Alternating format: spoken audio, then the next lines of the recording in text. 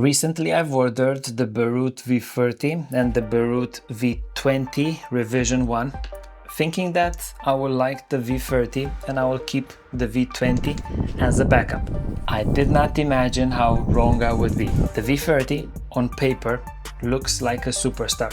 It has a bigger battery, it has more capability, it has more fancy functions, but once you are actually testing them, you will notice that the lower spec, less expensive V20 one is the one that you actually want in your toolbox, in your pocket, in your day-to-day activities. Hello everyone, I'm Bogdan. I help people upgrade their cars, and from time to time I start work during the day, something happens and I end up having to work also during the night. Those are the moments where quality lights can save the day, or realistically they can save the night. Let's go through the highlights, let's go through the specs.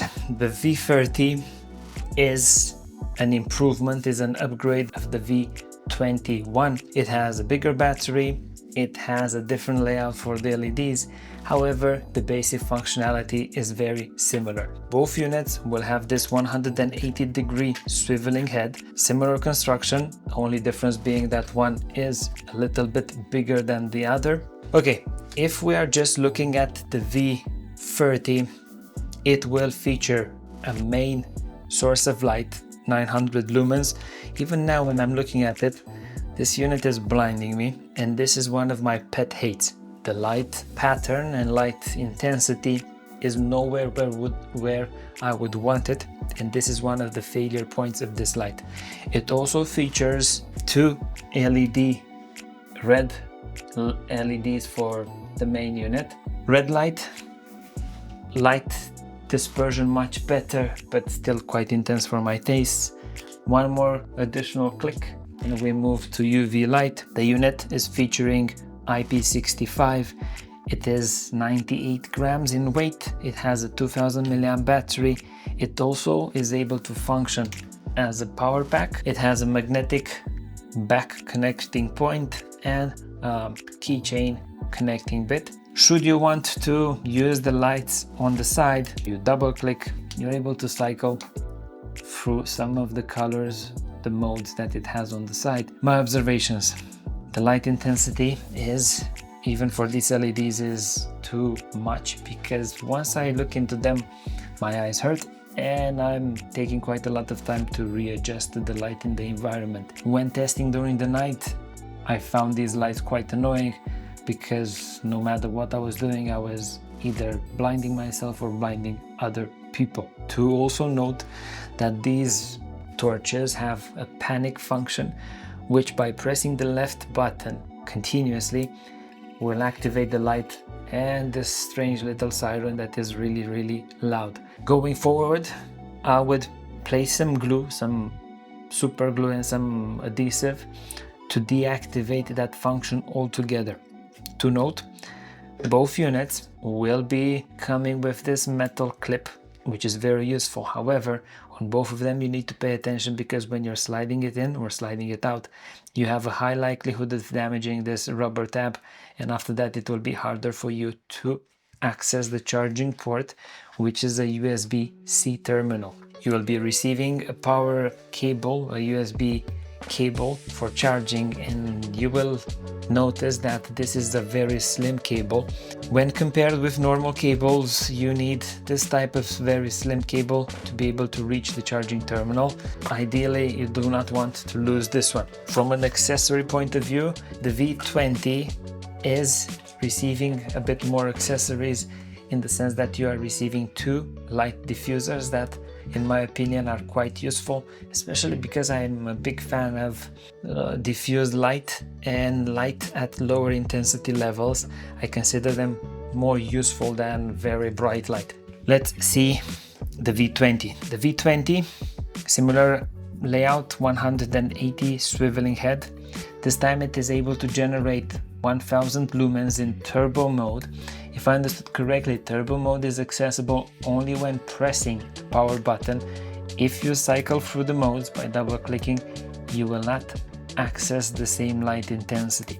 Light on the wall, basic, lowest level of light intensity, higher as used and even higher by the looks of it. My observations: the overall spec doesn't actually tell you the complete story regarding these lights, because just from a spec perspective, V30 should be the winner.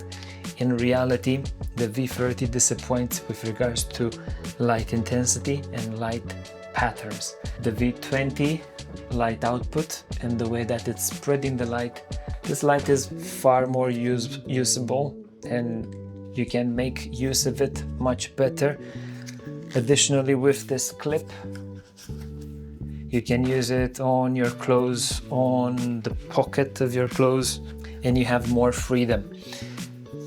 If we're going and checking this one on the lowest intensity, we have a very concentrated spot, and after that quite a lot of dimmer, less bright area. So this light is not decided what it wants to be. It looks like a spotlight, something to be used at a distance, but it also gives a lot of glare. So it is between a spotlight and a floodlight. This makes it useful just to blind or to have light at a very far distance, because if you actually want to use this light for practical applications at close distance, it's not usable, because your eyes will focus and adapt on the really powerful part of the light, and once you want to check your surroundings, you will find yourself that you're not able to see. This is the big disappointment with this light, in the sense that increasing the specs have increased light intensity but haven't increased the quality of the light. Main light disappoints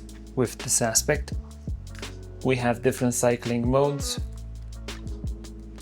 Side lights, I've tried all the possible combinations. I find myself being blinded, and also we are able to pick it up on the camera.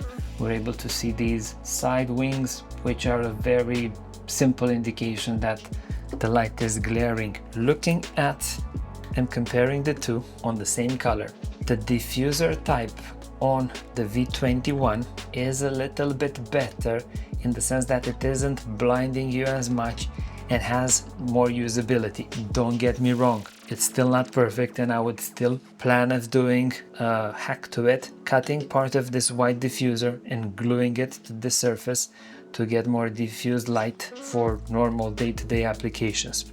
Overall, less intensity, less weight, smaller battery pack makes more sense, and it's more of a usable light. One of those situations in which actual testing gives you a second layer to the story of a product versus just looking at the specs. I hope that this video helps and saves you the hassle of ordering a product that will not make you completely happy or will not be useful in those moments when you actually need to use it. Additional content regarding diagnostic tools or some interesting things about cars can be seen here and there. Thank you for watching, and see you in the next one.